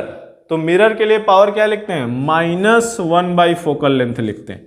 Equivalent focal length will be equal to power of this lens before silvering, कितना है 1/6 plus 1/6 plus power of the mirror. Power of the mirror क्या होता है, -1 focal length होता है। और फोकल लेंथ आप क्या लिखोगे यहाँ पे, फोकल लेंथ आपका 6 सेंटीमीटर है यहाँ पे, बट आपका जो रेडियस आया था यहाँ पे 6 सेंटीमीटर आया था, किसका, कर्वेचर का रेडियस। और पावर क्या होगा, कॉनकेव है, तो क्या लोगे, -6 लोगे आप, +6 नहीं लोगे। क्यों लोगे, क्योंकि ये रेज जा रही हैं, आप इधर मेजर कर रहे हो तो -6, तो ये हो जाएगा 1/-6, ये हो गया। तो क्या आ जाएगा ये, माइनस एंड रेडियस है तो r/2 होता है फोकल लेंथ, तो 2/r। तो -1/fe इक्वल 1/6 प्लस 1/6 क्या हो जाएगा, 2/6, 1/3, और ये क्या हो जाएगा +1/3। तो यहाँ से आप सॉल्व कर लो, तो F इक्विवेलेंट आपका आ गया -3/2, मीनिंग कि ये जो सिस्टम है, दिस सिस्टम विल बिहेव, ये सिस्टम कैसा बिहेव करेगा, ये सिस्टम ऐसा बिहेव करेगा as if it is a concave mirror with focal length of -3/2। तो ये जो सिस्टम है after silvering it will start behaving like a concave mirror. चलो देखते हैं अब इसमें कैसे निकालेंगे। नाउ फर्स्ट लेंस की वजह से अभी भी कहां बनेगा, 24 centimetre from here and 12 centimetre from here. तो अब ये जो इक्विवेलेंट है उसके लिए आप u इक्वल टू क्या लिख दोगे, u equal -12 centimetre, f equal -3/2। तो यहां पे हम मिरर फार्मूला लगा देंगे। मिरर फार्मूला क्या आएगा, v is equal to uf divided by u minus f। u की वैल्यू क्या लिख दो, -12 इंटू -3/2 डिवाइडेड बाई -12, और माइनस माइनस क्या हो जाएगा, प्लस हो जाएगा, +3/2। तो ये आप सॉल्व करोगे कितना आ जाएगा, 36 डिवाइडेड बाई -21। तो 36 बाई -21 कितना आ जाएगा, 12 डिवाइडेड बाई -12/7। तो ये आ गया आपका -12/7। माइनस आ रहा है, माइनस आ रहा है का मतलब क्या, कि ये जो आपका सिस्टम है इसके किधर बनेगा, लेफ्ट में बनेगा। तो फाइनल इमेज किधर बनेगी, final image will be formed 12/7 centimetre to the left of the silvered lens, which is correct option is B. अगला पैराग्राफ देखते हैं, क्वेश्चन नंबर 13। अगले पैराग्राफ में क्या दिया हुआ है कि अ सर्कुलर लूप है, ये सर्कुलर लूप है जिसका रेडियस r दिया हुआ है। ये स्ट्रेट करंट करिंग कंडक्टर है जिसका करंट I0 दिया हुआ है, और यहाँ पे एक रॉड है जिसका लेंथ 2r है। ये रॉड जो है वो V0/2 स्पीड से ऊपर जा रही है, और ये जो लूप है आपका ये V0 स्पीड से ऊपर जा रहा है। और ये जो रॉड है, ये जैसे सपोज ये लूप है, ये रॉड है, ये रॉड आपकी लूप के ऊपर ऐसे स्लाइड कर सकती है। ये लूप के ऊपर रॉड क्या हो रहा है, ऐसे स्लाइड करे। तो क्या बोलेंगे कि रॉड V0 से ऊपर तो जा रही है, but with respect to the loop rod किधर जा रही है, नीचे जा रही है। नाउ अभी क्या देखना है, neglect self inductance. The current through the rod when it is at a distance r/2 from the point A of the loop. Point A, ये आपका पॉइंट ए है। अब पॉइंट ए से r/2 पे हो या सेंटर से r/2 पे हो, बात एक ही है क्योंकि टोटल r है ना। ये वायर से सेंटर का डिस्टेंस √3r दिया हुआ है ना। ध्यान से देखो, सबसे पहले हमको ये निकालना पड़ेगा कि अक्रॉस द रॉड, ये जो रॉड है उसके अक्रॉस हमारा वोल्टेज कितना आएगा, जो ईएमएफ इंड्यूस्ड होगा वो कितना आएगा। तो ऐसे केस में हम क्या लिखते हैं, ऐसे केस में हम ऐसा कर सकते हैं, क्या आएगा आपका, देखो μ0 into I0 divided by 2 pi. Let us assume कि हम x डिस्टेंस पे एक dx ले लेते हैं, तो μ0 I divided by 2 pi x, ये क्या हो जाएगा, यहां पे फील्ड हो जाएगा। तो magnetic field multiplied by dA by dt, जो एरिया चेंज हो रहा है, एरिया कैसे चेंज हो रहा है, dx मल्टीप्लाइड बाई स्पीड। तो क्या लिखोगे, VLB, speed multiplied by length multiplied by magnetic field. तो यहां से लिख दो V0 by 2 multiplied by dx। Now pay attention, V0 by 2 क्यों ले रहे हैं और ये किधर जा रहा है, नीचे जा रहा है। Rod is moving downward with respect to the loop, loop के रेस्पेक्ट। तो यहां पे क्या हो जाएगा, μ0 V0 I0 divided by 4 pi 1 by x dx। 1 by x dx क्या आ जाएगा, ln x आ जाएगा। तो μ0 V0 I0 divided by 4 pi ln x। ln x अब क्या लोगे, नाउ ln x क्या होगा, नाउ ध्यान से देखो, x क्या लिया है आपने, आपने x लिया है, x से ये जो करंट कैरिंग कंडक्टर है उससे आपने रॉड पे डिस्टेंस लिया है। बट पे अटेंशन, आपका जो ईएमएफ प्रोड्यूस होगा केवल ये पॉइंट और ये पॉइंट के प्रोड्यूस होगा, पूरी रॉड के अक्रॉस ईएमएफ प्रोड्यूस नहीं होगा। तो आपका जो x1 होगा, जो शॉर्टेस्ट क्लोजेस्ट पॉइंट होगा, वो क्या होगा, यहां पे x1 आप कहां लोगे, x1 आपका यहां तक आएगा। उसी तरह से x2 कहां तक आएगा, यहां तक, ये यहां तक x2 आ जाएगा। नाउ ध्यान देखो, r/2 है ये r/2 है, ये r है, तो ये एंगल कितना हो जाएगा, 60 हो जाएगा। ये एंगल 60 है तो ये कितना हो जाएगा, 30 डिग्री हो जाएगा। तो ये 30 है, तो x1 हम क्या लिख सकते हैं, ध्यान से देखो, ये टोटल डिस्टेंस √3r है, ये क्या हो जाएगा, r cos 30। तो can I write x1 is equal to √3r minus r cos 30, और r cos 30 क्या होता है, √3/2 होता है। तो यहां पे हम क्या लिख दें, μ0 V0 I0 डिवाइडेड बाई 4 पाई और ln x1 की जगह पे हम लिख दें √3r minus √3r/2 divided by, ध्यान से देखो x2 क्या लिखोगे, √3r plus √3r/2, √3r plus √3r/2। Solve करोगे ये वैल्यू क्या आ जाएगी, ln 3 आ जाएगी। तो यहां से आपका क्या आ जाएगा, और x1 से x2 ले जा रहे हो तो x2 ऊपर होगा, x1 नीचे होगा, तो यहां पे प्लस ऊपर आएगा, माइनस नीचे आएगा। तो ये वैल्यू आपकी आ जाएगी μ0 V0 I0 divided by 4 pi ln 3। ये वैल्यू आ गई आपकी ना। ये जब वैल्यू आ गई, अब आपको क्या दिया हुआ है, अब ध्यान देखो, वोल्टेज की वैल्यू, ये क्या आया, ये आया है EMF produced across this rod, this rod के अक्रॉस ईएमएफ कितना होगा ना। जब ईएमएफ की बात आ रही है, अब रेजिस्टेंस निकालना है हमको। रेजिस्टेंस ध्यान से देखो क्या होगा, भाई ये रॉड है, अब क्या होगा, ये जो सर्कल है, रॉड तो रेजिस्टेंस कुछ नहीं है, रॉड का रेजिस्टेंस लेस है, लेकिन ये जो सर्कुलर लूप है उसका रेजिस्टेंस पर यूनिट लेंथ क्या दिया हुआ है, लैम्डा दिया हुआ है।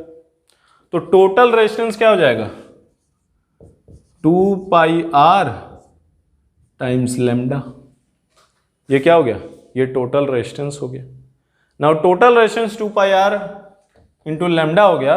अब ध्यान से देखो, इस पार्ट का रेजिस्टेंस और इस पार्ट का रेजिस्टेंस दोनों बैटरी के अक्रॉस कैसे कनेक्टेड है, पैरेलल कनेक्टेड है।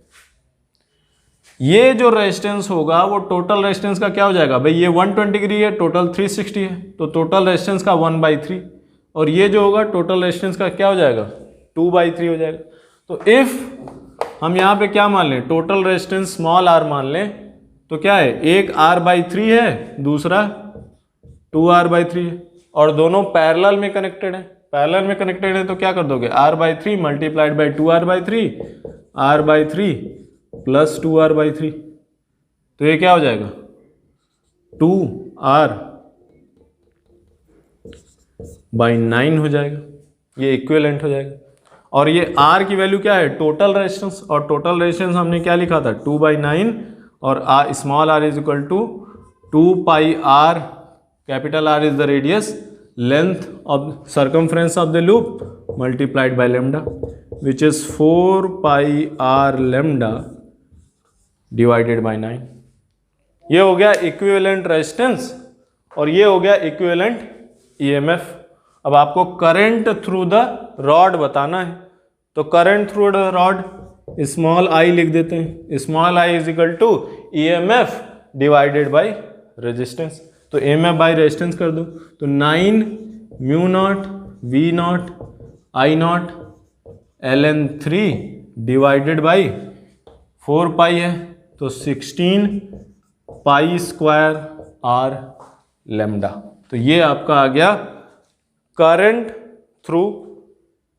Through the rod when the rod is at a distance R/2 from the centre या पॉइंट A, दोनों एक ही बात है। सेम में हम क्वेश्चन नंबर 14 देखते हैं। क्वेश्चन नंबर 14 में क्या दिया हुआ है, ये करंट को अभी मिटाते नहीं है क्योंकि इसकी हमें जरूरत पड़ने वाली है। क्वेश्चन नंबर 14 में दिया हुआ है कि force required to maintain the uniform velocity of the rod at this instant. ना ध्यान से देखो, फोर्स रिक्वायर्ड क्या होता है, DF, force required. Force required क्या होता है, I/L/B, ये फोर्स होता है। तो I लिख दो यहां पे, अभी इसको लास्ट में लिखेंगे। तो यहां पे देखो B, DF is equal to I same L, ये DB हो जाएगा या B। अभी क्या लिखेंगे इसको, ध्यान से देखो, DF will be I not, same लिखते हैं, L क्या लेंगे, अगेन L को हम क्या लेंगे DX हमारा क्या हो जाएगा L हो जाएगा, लिखो। और B क्या हो जाएगा, B हो जाएगा आपका म्यू नॉट I नॉट, इसकी वजह से B mu naught I not divided by 2 pi x, ये B हो गया। और L की जगह पे क्या लिख दो, DX लिख दो, L की जगह पे आपका DX हो गया। अब ये क्या आ जाएगा, तो F equal I not mu naught capital I not divided by 2 pi ln x। x अब फिर से कहाँ तक करोगे, x1 से x2 तक। तो x1 से x2 ऑलरेडी हमारा ln3 आ चुका है, उसको भी दोबारा कैलकुलेट करने की ज़रूरत नहीं है। तो f इक्वल सिंपली क्या लिख दो, mu naught capital I not small I not divided by 2 pi multiplied by ln3। Now small I not की वैल्यू कहाँ से रखोगे, यहाँ से ये वैल्यू पुट करोगे तो क्या आ जाएगा, ध्यान से देखो। तो F इक्वल टू क्या आएगा, यहाँ पे स्मॉल I नॉट की वैल्यू हम यहाँ से पुट कर देंगे, ध्यान से देखो क्या आ जाएगा, 9 mu naught square, 9 mu naught square I naught square, 9 mu naught square I naught square, और यहाँ पे V नॉट ln3 का square divided by 16 into 2 32 pi square, pi cube R lambda. तो ये वैल्यू आ गई force required to keep the rod moving with same velocity. But remember ये force किस पोजीशन के लिए है? ये फोर्स आपका तब के लिए है जब rod is at a distance r/2 from A. As soon as position of the rod change, आपका ये फोर्स रिक्वायर्ड भी क्या हो जाएगा? चेंज हो जाएगा। नेक्स्ट पैराग्राफ देखते हैं। नेक्स्ट पैराग्राफ में क्वेश्चन नंबर 15 क्या दिया हुआ है? पैराग्राफ में दिया हुआ है कि एक रेडियो एक्टिव न्यूक्लियाई है, हाइपोथेटिकल डीके चेन है। ए जो है वो लैम्डा डीके कांस्टेंट से डीके होता है B1 में, और B1 जो है 2 लैम्डा डीके कांस्टेंट से डीके होता है C में। C is stable. A से B डीके B1 डीके होता है अल्फा डीके, B1 से C डीके होता है बीटा डीके। सेम वे में A से beta decay 2 lambda decay constant से B2 जाते हैं, B2 से alpha decay lambda decay constant से C जाते हैं, और C इज स्टेबल। C के बाद कुछ नहीं होना। नाउ क्वेश्चन नंबर 15 दिया हुआ है कि if at some instant the number of atoms of B1 reaches maximum, B1 क्या होता है? मैक्सिमम हो जाता है। Then the ratio of number of atoms A to that B1 at that instant. Let us assume कि initially A का atom था N0, ठीक है, और जिस इंस्टेंट की बात कर रहे हैं उस इंस्टेंट पे A का एटम्स है N1, B का एटम्स है NB1। नाउ ध्यान से देखो, B के लिए जब हम डीके इक्वेशन लिखेंगे तो क्या लिखेंगे? Differentiation NB1 divided by dt equal. Now ध्यान से देखो, ये क्या हो रहा है कि कितना एटम इसका कम या ज्यादा हो रहा है। नाउ ध्यान से देखो, A के डीके होने से B के एटम क्या हो रहे हैं? बढ़ रहे हैं। तो क्या लिखोगे? लैम्डा टाइम्स NA डीके होके कहाँ जाता है? B1 पे। तो lambda times NA, number atoms B के बढ़ गए, माइनस B1 से जब C जा रहा है तो नंबर ऑफ एटम्स क्या हो रहे हैं? कम हो रहे हैं। तो minus of 2 lambda times NB1। And since B1 की वैल्यू क्या है? Number of atoms of B1 क्या है? मैक्सिमम है। तो मैक्सिमम पे डिफरेंशिएशन क्या होता है? 0 होता है। तो 0 equal NA times lambda minus 2 lambda times NB1। अब आपको क्या बताना है? Number of atoms of A to that of number of atoms of B। तो lambda cancel, NA by NB आपको बताना है। तो यहां ध्यान से देखो क्या आएगा? NA लैम इक्वल 2 टाइम्स NB1। तो ये आ जाएगा NA divided by NB1 equal 2, which is option number B. Same way में देखते हैं क्वेश्चन नंबर 16 में क्या दिया हुआ है? Number of atoms of A as a function of time. Now A के लिए क्या लिखेंगे? नाउ A का जो एटम है वो इधर भी डिके हो रहा है और इधर भी डिके हो रहा है, और कहीं से सप्लाई नहीं हो रहा है। तो क्या लिखेंगे? ध्यान से देखो, DNA divided by dt equal, यहां लैम्डा से डीके हो रहा है तो माइनस लैम्डा टाइम्स NA, और यहां 2 लैम्डा से डीके हो रहा है माइनस 2 लैम्डा टाइम्स NA। तो क्या हो गया? DNA by dt equal minus 3 lambda NA। इसको आप सॉल्व कर लोगे तो NA will be equal to, यहां पे इनिशियल हमने लिया है कितना? इनिशियल नंबर ऑफ एटम्स हमने N0 लिया था, तो Na क्या आ जाएगा? Na आपका आ जाएगा N0 e to the power minus 3 lambda times t। तो ये आपका आ जाएगा number of atoms of A as a function of time, where N0 क्या है? N0 is the initial number of atoms of A at t equal 0। अब हम अगला सेक्शन करेंगे। अगला सेक्शन आपका इंटीजर टाइप क्वेश्चन है, सेक्शन 2। सेक्शन 2 में फर्स्ट क्वेश्चन देखते हैं। फर्स्ट क्वेश्चन में क्या दिया हुआ है? ये आपका एक वेलोसिटी फिल्टर है चार्ज पार्टिकल्स के लिए। ना अब सबसे पहले चीज आपको ध्यान देने की जरूरत है कि वेलोसिटी फिल्टर क्या होता है भाई। ना ध्यान से देखो, आपको पता है कि इफ चार्ज पार्टिकल्स को आप यूनिफॉर्म मैग्नेटिक फील्ड में डालो and velocity of the particle आपका क्या हो, परपेंडिकुलर टू मैग्नेटिक फील्ड हो, तो क्या होता है आपका रेडियस सर्कुलर पाथ में जाता है and radius is equal to M V divided by q B हो जाता है। और ये मोमेंटम है, मोमेंटम को आप ऐसे भी लिख सकते हो 2 times mass multiplied by energy divided by q B.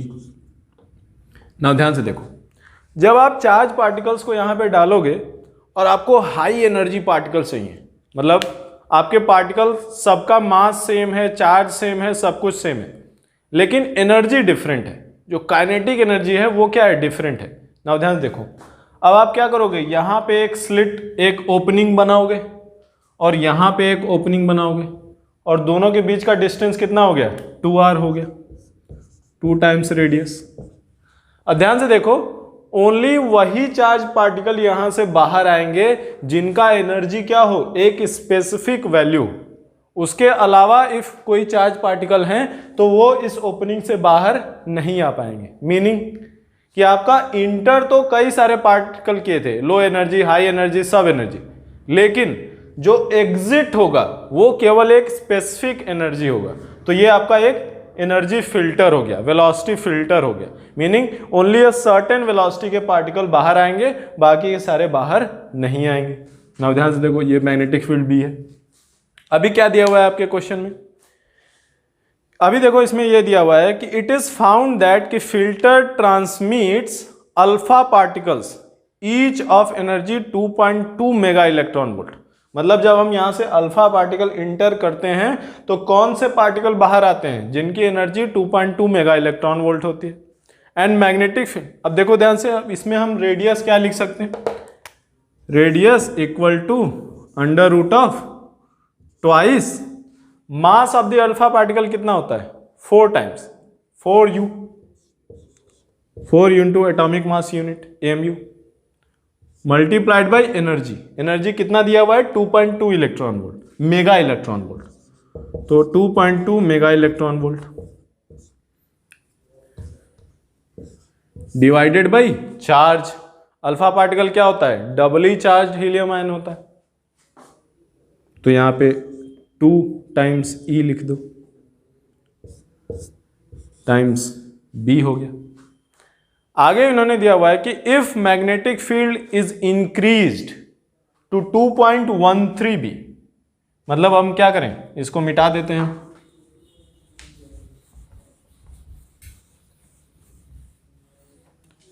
Magnetic field को हम R2, मैग्नेटिक फील्ड को हम 2.13 B कर देते हैं टेस्ला, तो यहां पे क्या हो जाएगा, ये आपका जो फील्ड था अंदर उसको हमने बढ़ा दिया, तो क्या हो जाएगा, ऑब्वियस सी बात है, अब वो अल्फा पार्टिकल को ट्रांसमिट नहीं करेगा। अब वो क्या, किसको ट्रांसमिट करेगा, अब वो ड्यूट्रॉन आयंस को ट्रांसमिट कर रहा है। ड्यूटेरियम, ड्यूटेरियम क्या होता है, हाइड्रोजन एटम जिसमें एक न्यूट्रॉन भी होता है, 2 एटॉमिक मास यूनिट उसका मास होता है। तो energy of each deuteron ions transmitted by the filter is, आपको मेगा इलेक्ट्रॉन वोल्ट में एनर्जी बतानी है। नाउ यहां पे R क्या लिखोगे, R will be equal to under root of twice of mass of deuterium 2 atomic mass unit multiplied by energy जो कि हमको निकालनी है, divided by charge. Deuteron ion पे चार्ज कितना होता है, 1 इलेक्ट्रॉन के बराबर, तो E multiplied by magnetic field 2.13 B Tesla. ये आपकी मैग्नेटिक फील्ड क्वेश्चन में दिया हुआ है। नाउ सिंस आपका जो स्लिट, जो इंटर और ओपन एग्जिट पॉइंट है, उनके बीच का डिस्टेंस सेम है, ये दोनों रेडियस क्या होने चाहिए, सेम होने चाहिए। आपका जो अपरेटस है वो तो चेंज हो नहीं रहा है, तो ये जो रेडियस है वो क्या होना चाहिए, सेम होना चाहिए। तो ये रेडियस और ये रेडियस दोनों को क्या कर दो, इक्वल कर दो। देखो स्क्वायर कर दो बोथ साइड में, इधर इसको भी square, R1 square equal R2 square, क्या मिलेगा, 2 times 4u times 2.2 mega electron volt divided by 4 times E square times B square equal 2 times 2u times E divided by E square times 2.13 square times B square. ऐसा आ गया आपका। अब इसको आप solve कर लो, 4 यहाँ पे कैंसिल हो जाएगा, 2 यहाँ पे कैंसिल हो जाएगा, आपका क्या आ जाएगा, E इक्वल 2.2 मल्टीप्लाइड बाई 2.13 का स्क्वायर डिवाइडेड बाई 2। ये आपका E आ गया। इसको जब आप सॉल्व करोगे तो ये approximately 5 mega electron volt value आ जाएगी। नाउ क्वेश्चन नंबर 2 देखते हैं। क्वेश्चन नंबर 2 में क्या दिया हुआ है, एक रॉड है जिसका लेंथ आपका L है, यंग्स मॉड्यूलस Y है, एरिया A है। रॉड पे क्या दिया हुआ है कि इस एंड पे 4F फोर्स लग रहा है आपका लेफ्ट डायरेक्शन में, इस एंड पे 2F फोर्स लग रहा है राइट डायरेक्शन में। यहाँ पे लेफ्ट एंड से L/4 के डिस्टेंस पे F4 है टुवर्ड्स राइट और यहाँ पे F4 है टुवर्ड्स राइट। हमको टोटल इलॉन्गेशन निकालना है। नाउ ऐसे केसेस में हम टोटल इलॉन्गेशन पार्ट में करके निकाल सकते हैं। कैसे करेंगे, L/4 पार्ट, L/4 पार्ट में हम क्या बोल दें कि 4F फोर्स इधर लग रहा है, 4F इधर लग रहा है, ये L/4 पार्ट हो गया। L/2 part,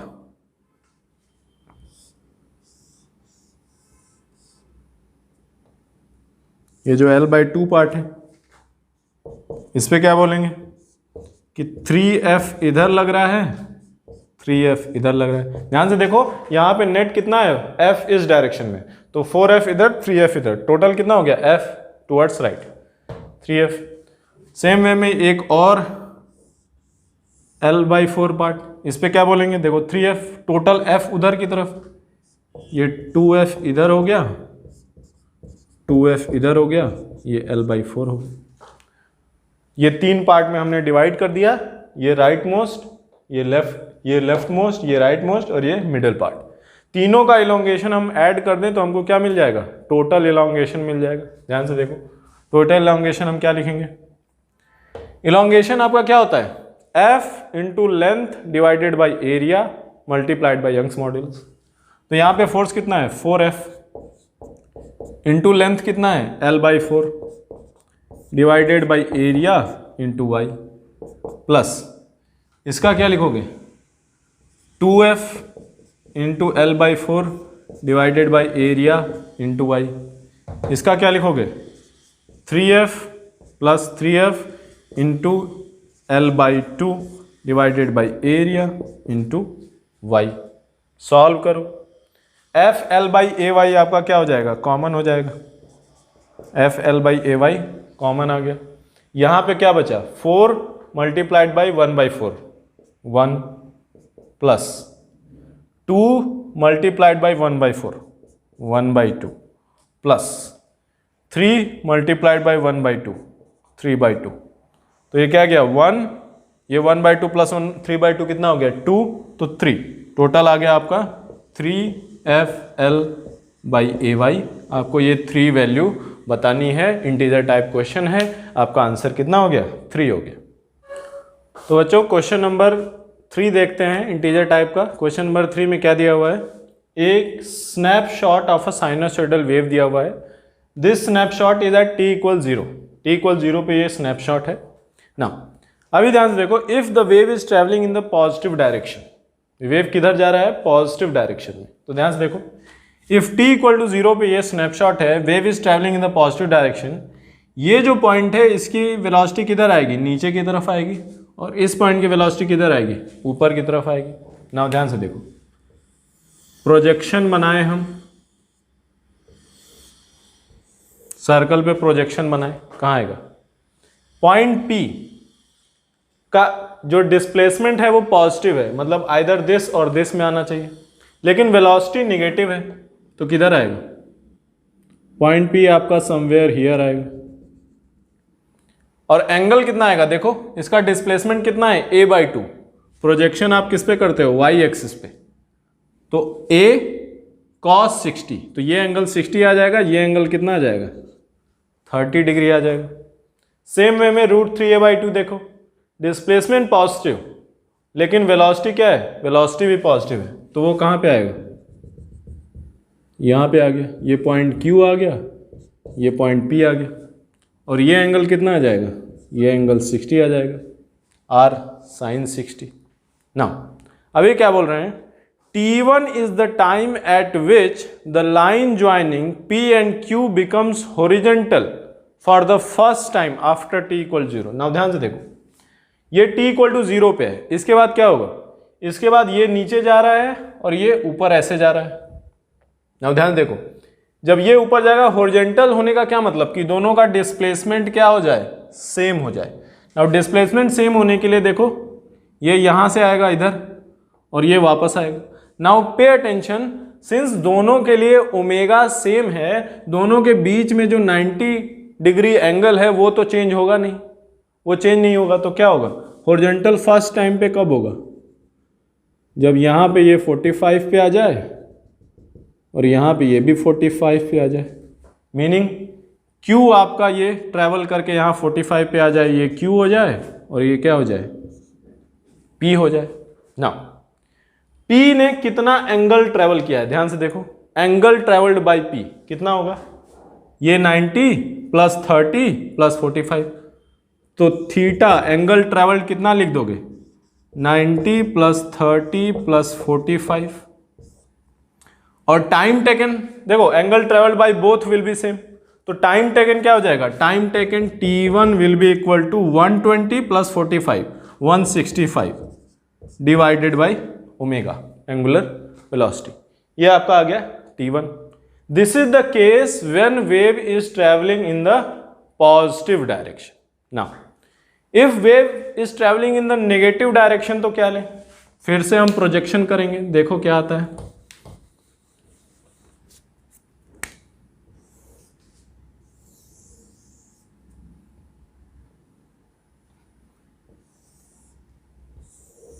Now wave is traveling in the negative direction. Now जब वेव नेगेटिव में ट्रेवल करेगी तो इसकी वेलोसिटी पॉजिटिव आ जाएगी, इसकी वेलोसिटी नेगेटिव आ जाएगी. नाउ ध्यान से देखो, तो क्या होगा,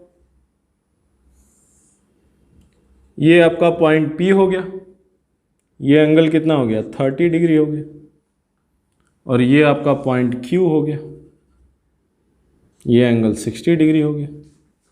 अब क्या है, अब ये ऊपर जा रहा है, सॉरी P क्या आ रहा है, ऊपर जा रहा है, P एंगल ऊपर जा रहा है, Q नीचे आ रहा है, Q नीचे आ रहा है. ना ध्यान से देखो, हॉरिजॉन्टल लेवल बैलेंस कब होगा, जब P ऊपर जा रहा है, 30 डिग्री बढ़ रहा है और 60 डिग्री कम हो रहा है.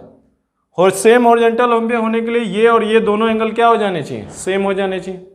तो डिफरेंस, ध्यान से देखो, जो डिफरेंस है वो क्या हो जाना चाहिए, वो आपका कम हो जाना चाहिए, 0 हो जाना चाहिए. ना ध्यान से देखो भाई, 60 है और ये 30 है, दोनों के बीच में डिफरेंस कितना है, 30 डिग्री का.